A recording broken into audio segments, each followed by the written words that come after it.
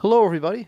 I'm John Locke, and I'd like to welcome you to the LockeInYourSuccess.com Trading Performance Podcast, where it's all about real traders, real problems, and real coaching. Listen up and enjoy the segment.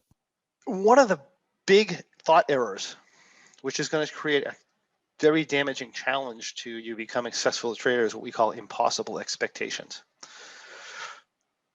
Realize there's a difference between expectations and aspirations. An expectation is something that you completely and fully expect to happen. An aspiration is something that you work towards. Okay, it's something that you aspire to do. And when we start talking about goals, goals should be viewed as aspirations and not expectations. Now, some people have goals and they expect those goals to happen. And again, that's going back to an expectation. We want to be clear that our goals are aspirations. A goal is something that you put out there that you aspire towards, and you become a better person and more skilled person in the pursuit of that goal, in the process of getting better, in the process of moving toward that goal. An expectation is something different. Again, expectation is you fully expect that. We'll go into why that is such a big deal as we move forward, but I put impossible expectations near the top of this slide here, or at the top of this slide, because it really is one of the most damaging things that I see traders deal with when we are coaching them and we're talking to them and we're trying to make them better traders. The other thing that's right at the top of the list is expecting to eliminate variance.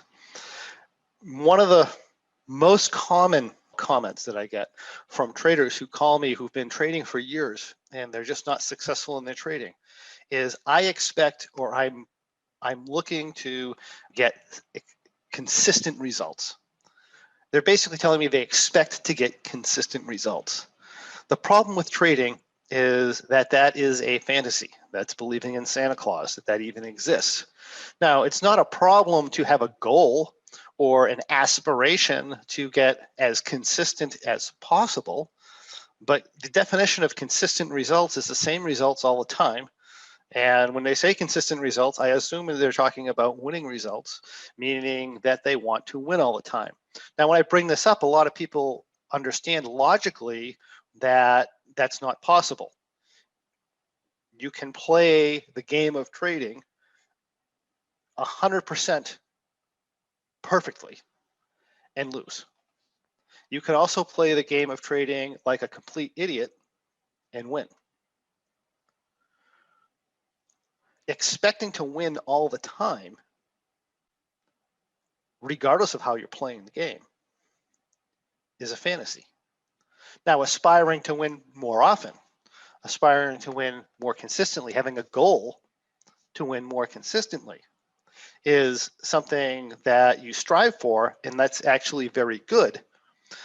The expectation of that is what's going to tie you up or prevent you from becoming a great trader, prevent you from being a full-time trader and being profitable over the long term. So we really need to do that. Now, when I bring this up to people and I say, they come in and someone will say to me, I want to get consistent results in my trading.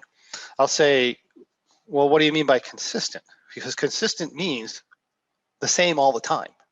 Consistent is the same thing regardless of what's going on. It's always the same thing, right? That's what consistency. That's what consistent is. And they'll tell me, well, no. They'll think about it, right?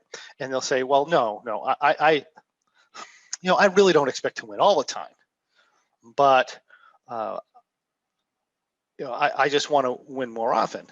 And I say, okay, well, that's fine, right? Because logically they know that they're not going to win all the time. But one of the things you have to be aware of when you're evaluating yourself, and something that I'm aware of when I'm evaluating other people, is people believe. You can tell what people believe based on what they do, not on what they say. So the other thing is, what people initially say is usually what they actually mean. So when they say, I want consistent results, i.e., I want to win all the time, that's actually what they say.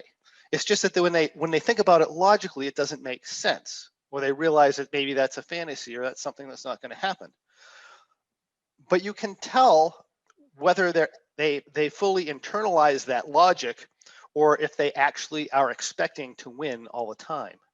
And you can tell that by what they do after they have a loss. You can tell by what they do when they're winning and how they're scaling size when they're winning and what they're relying on for confidence levels and so forth. And I can say 99% of the time when somebody tells me that they don't expect to win all the time, they actually expect to win all the time.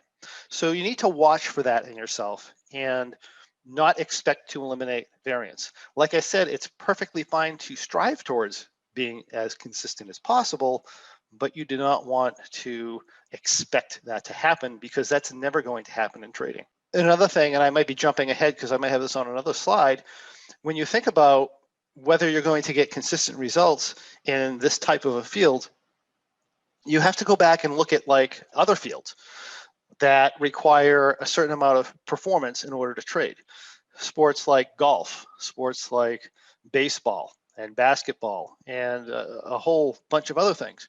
And he was telling me about Tiger Woods. He says, well, how often do you think Tiger Woods has to win to be the best golfer in the world, right? Because for a period of time, he was certainly and clearly considered the best golfer in the world. And he was saying at his top, and he threw out a percentage, and I don't remember what that number was, but it was somewhere in the 10% range of the games that he actually won in order to be the top player in the world, meaning that he's spending most of his time failing. He's not getting consistent results. He's getting a lot of variance in those results. And it's the numbers are different, but it's the same thing for a baseball player. If you're hitting 30% of the pitches that you are thrown to you, you're considered a Hall of Famer in baseball. You're looking at a 70% failure rate. It's the same thing with trading. Our failure rate may not be that high necessarily, although it might be if you're directional trading and you're taking and you have certain types of trading strategies.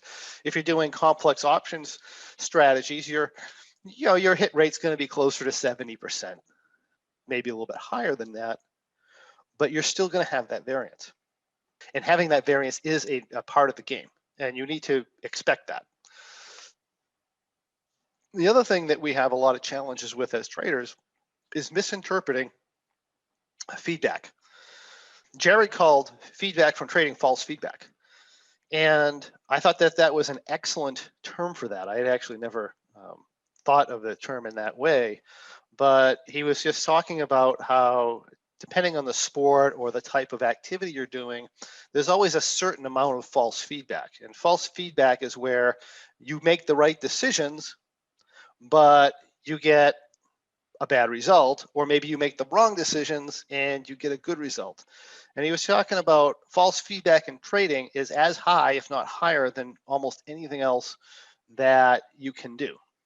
Meaning that if you're using trade by trade results as validation of performance or validation of your process, then you are very likely basing your skill level on false feedback or something that really has nothing to do with whether or not you're skilled or not.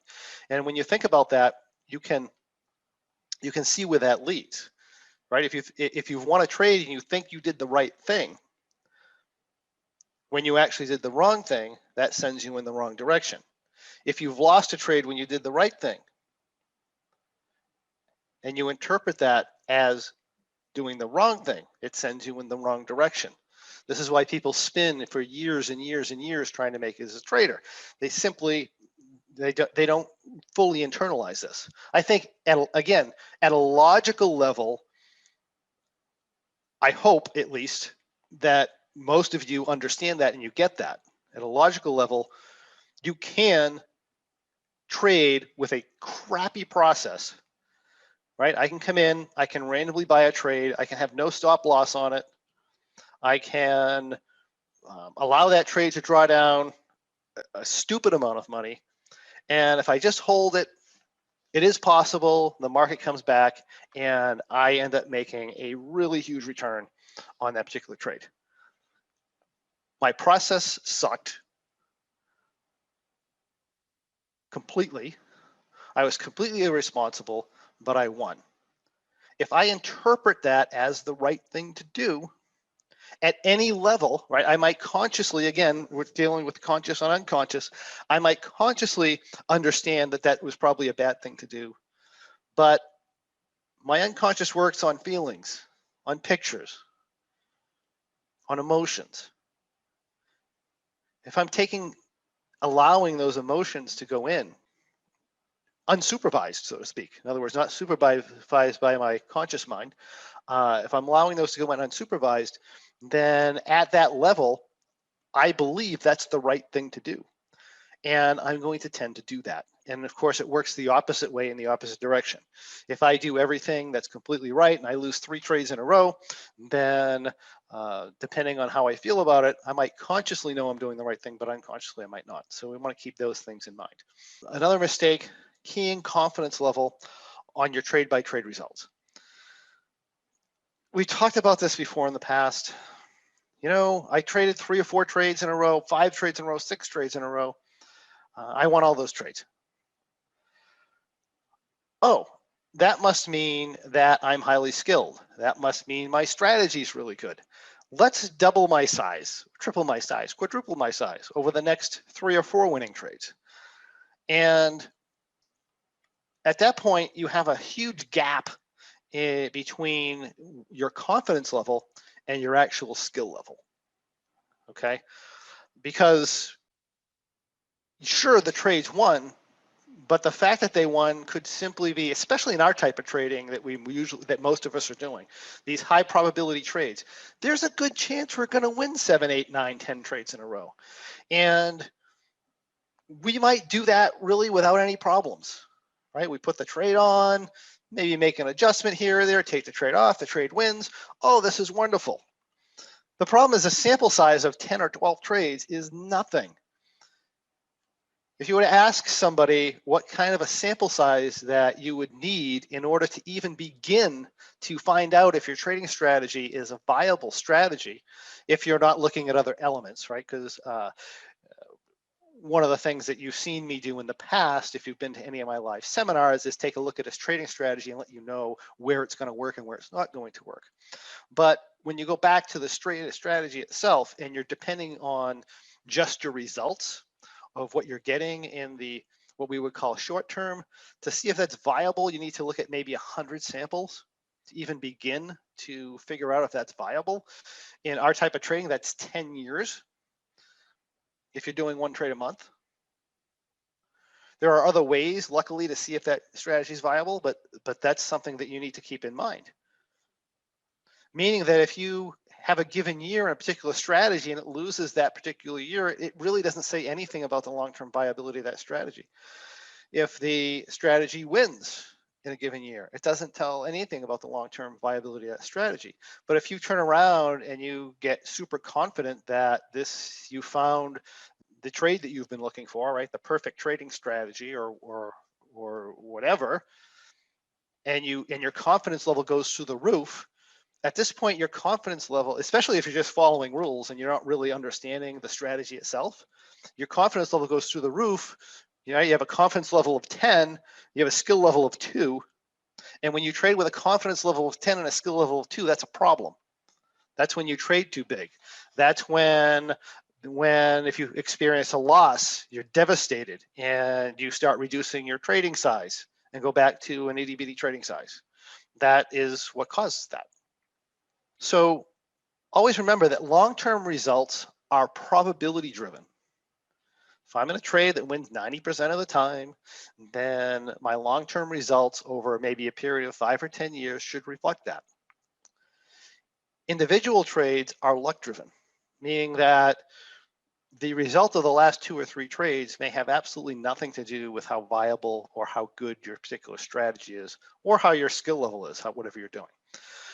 That being the case, right, since our short-term or individual trade-by-trade results are luck-driven, I encourage you to never base your confidence on the fickle fate of luck, because that only brings you, again, that only creates the gap between your confidence level and your actual skill level.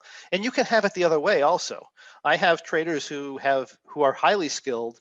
They have been studying trading for 10 years. They know anything there is to know about options and things like that, and they have no confidence in their skills. In other words, the skills are there, but they have no confidence, and that's another problem. It's up to you to decide, to figure out where your skill level is, and then decide where your confidence level should be.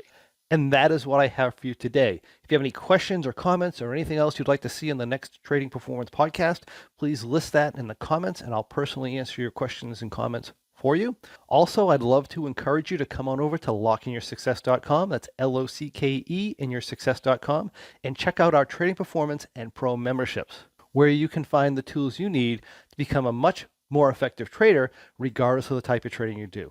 Thank you for joining me. I look forward to seeing you on the next Trading Performance podcast.